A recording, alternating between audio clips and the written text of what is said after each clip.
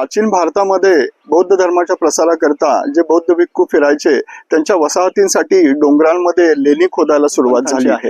हिनयान पंथातील स्थापत्य शैलीचं एक प्रमुख आकर्षण म्हणजे की इथे गौतम बुद्धाची प्रतिमा वगैरे कोरल्या जात नाही, तर स्तूप किंवा इतर प्रतीकांच्या रूपाने त्यांची पूजा केली जाते. सूर्य देवता 4 अश्वांच्या रथावरती आरूढ झालेली आहे. त्याच्या 2 पत्नी संध्या आणि छाया या दोन्हीकडे दाखवलेल्या आहेत. एकीच्या हातामध्ये छत्र दाखवलेलं आहे तर दुसरीच्या हातामध्ये चामर आपल्याला इथे या ठिकाणी दिसतं. तर हे स्तूप म्हणजे मान्यवर भिक्खूंची स्मारकेच होती, तर त्यांची इथे पूजा अर्चा केली जायची. त्या भिक्खूंची नावे सुद्धा आपल्याला त्या प्रत्येक स्तूपावरती इथे आढळतात. त्यातील एक विशेष शिल्प म्हणजे इथे तबला वाजवणारी नर्तिका दिसते. याच्यावरून असं लक्षात येतं की तबला हे वाद्य मूळ भारतीयच आहे आणि ते हजारो वर्षापासून चालत आलेलं आहे.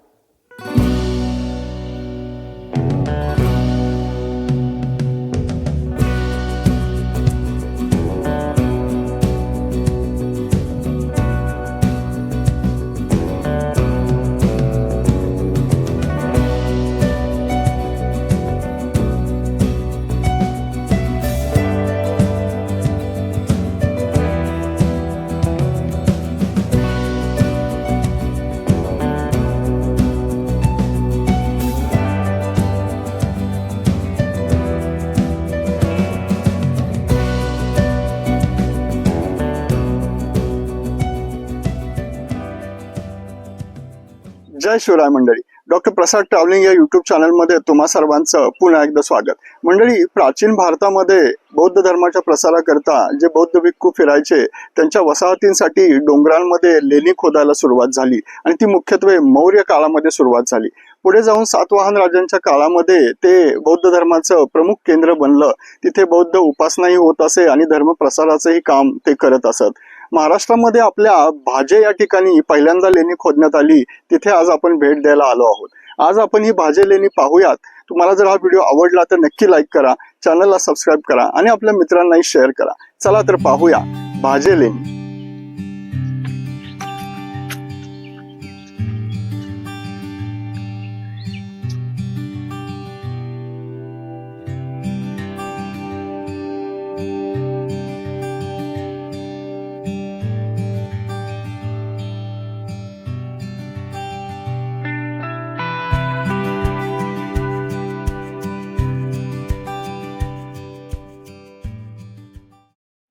या भाजे लेण्यांच्या रूपाने बौद्ध धर्माचा ऐतिहासिक आणि सांस्कृतिक वारसा या ठिकाणी जतन करण्यात आला आहे. साधारण इसवी सनाच्या पूर्वी 2ऱ्या शतकामध्ये ही लेणी खोदण्यात आली. ही लेणी हिनयान पंथांची आहेत. हिनयान पंथातील स्थापत्य शैलीचं एक प्रमुख आकर्षण म्हणजे की इथे गौतम बुद्धाची प्रतिमा वगैरे कोरल्या जात नाही, तर स्तूप किंवा इतर प्रतीकांच्या रूपाने त्यांची पूजा केली जाते.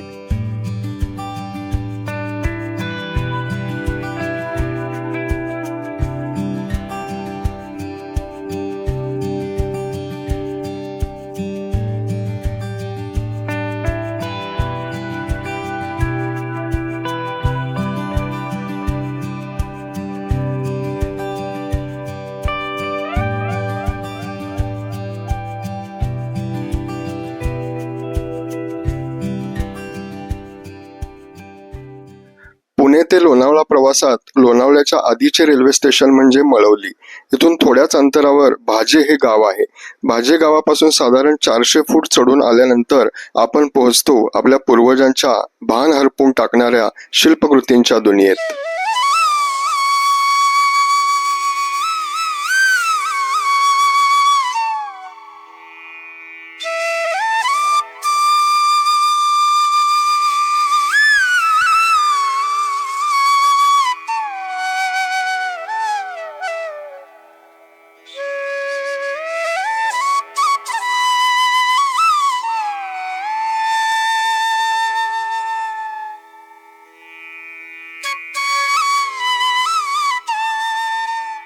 चैत्यगृह म्हणजे प्रार्थनेची जागा. चैत्यगृहात मोठा दगडी स्तूप आहे. त्यावर दगडी हर्मिका म्हणजे पेटी आहे, ज्यामध्ये महत्वाच्या व्यक्तीच्या अस्थी आणि आठवणींच्या इतर वस्तू ठेवल्या जातात. चैत्यगृहाचे छत हे गजपृष्ठाकृती म्हणजे हत्तीच्या पाठीसारखे आहे. या ठिकाणी 27 अष्टकोनी दगडी खांब आहेत आणि त्यावर लाकडी तुळया आहेत. लाकडी तोळ्यांनी नक्षीदार कमान केली आहे, तर खांबावरती चक्र, कमळ व खुंटीवर ठेवलेला हार कोरलेला या ठिकाणी आपल्याला दिसतो.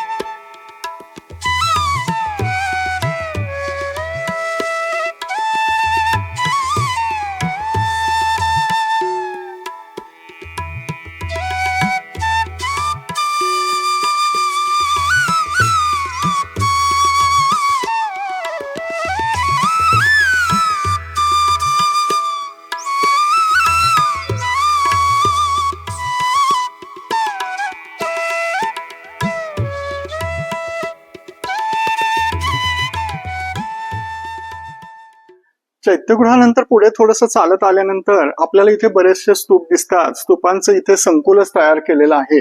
जवळजवळ 14 स्तूप इथल्या गुहेमध्ये कोरण्यात आलेले आहेत. तर हे स्तूप म्हणजे मान्यवर भिक्खूंची स्मारकेच होती, तर त्यांची इथे पूजा अर्चा केली जायची. त्या भिक्खूंची नावे सुद्धा आपल्याला त्या प्रत्येक स्तूपावरती इथे आढळतात. हे वैविध्यपूर्ण आणि अप्रतिम शिल्परचनेनं नटलेलं ठिकाण पाहताना अक्षरशः डोळे हटत नाहीत.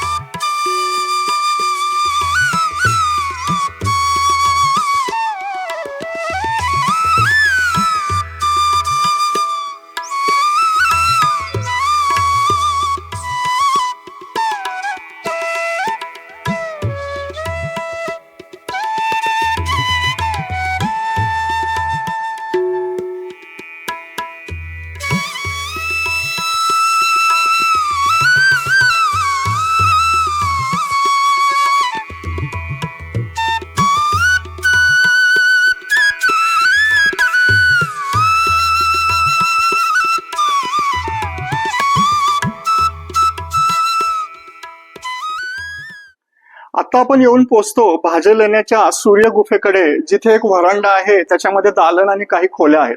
दालन आणि आतील खोल्या सध्या बंद आहेत, पण आपल्या व्हरांड्यामध्ये बऱ्याच शिल्पकृतींचा खच पडलेला आहे. पाहूया आपण या. तर सर्वात पहिल्यांदा आपण इथे बघतो की शस्त्रधारी द्वारपाल आपल्याला दिसतात.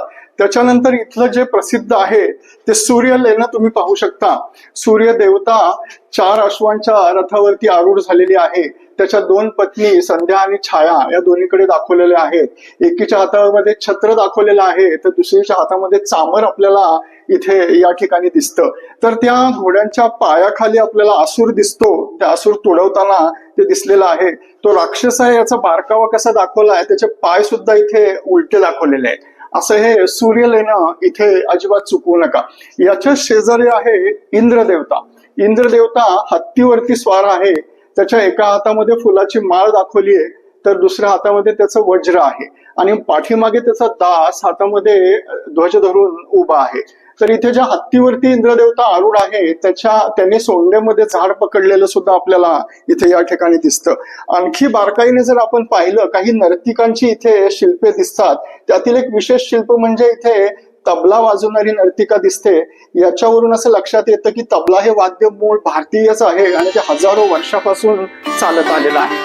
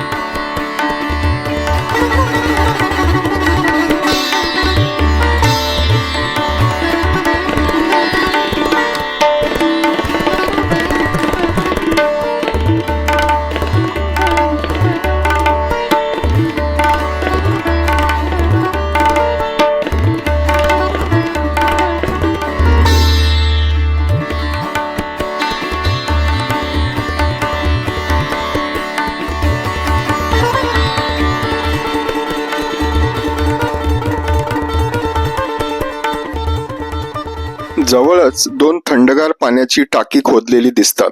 त्यावर ब्राह्मी लिपीतील शिलालेख आहे. महाश्रेष्ठी कौशिकी पुत्र विष्णुदत्त याने हे टाके खोदलेले आहेत असा त्याचा अर्थ.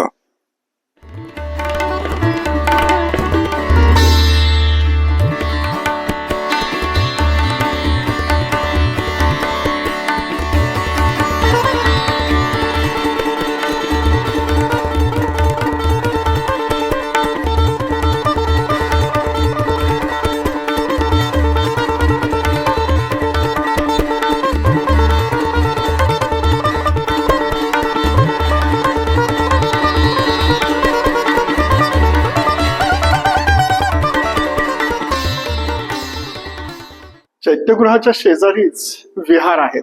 विहार म्हणजे बौद्ध भिक्खूंना विश्रांतीची जागा. तसंच तिथे त्यांची साधना करीत असत किंवा इथे अध्यापनाचंही काम त्या काळी होत असे.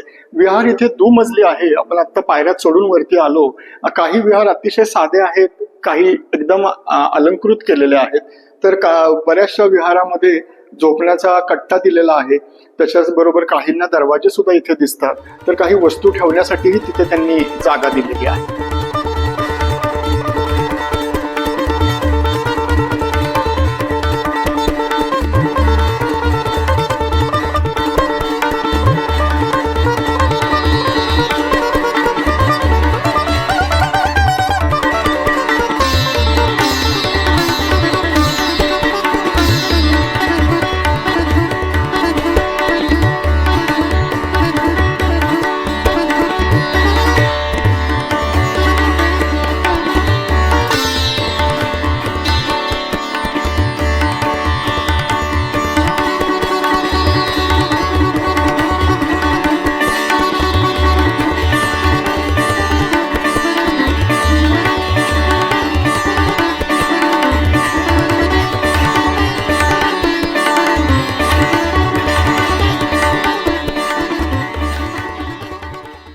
एका विहाराच्या खिडकीतून लोहगडाचे विलोभनीय दृश्य दिसते. फारच थोड्या विहारांमध्ये खिडक्या आढळून येतात. काही ठिकाणी ओट्याच्या बाजूला वस्तू ठेवण्यासाठी कप्पे खोदलेले आढळतात. तर फारच थोड्या विहारांमध्ये पाण्याचा निचरा होण्यासाठी केलेली सोयही इथे दिसून येते.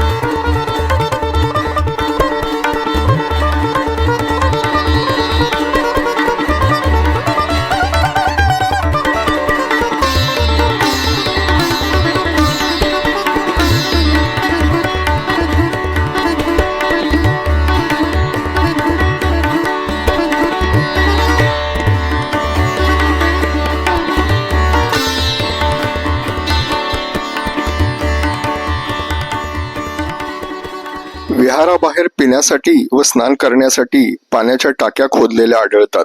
अगदी भरपूर संख्येने येथे विहार दिसतात. काही दुमजली विहार आहेत, काही अगदी साधे तर काही कलाकुसरीने सालंकृत केलेले आहेत. विहारांवर शिलालेख सुद्धा कोरलेले दिसतात. ही लेणी कोरायला ज्यांनी मदत केली, दान दिले, त्या दानशूर व्यक्तींचे नाव त्या शिलालेखामध्ये असते.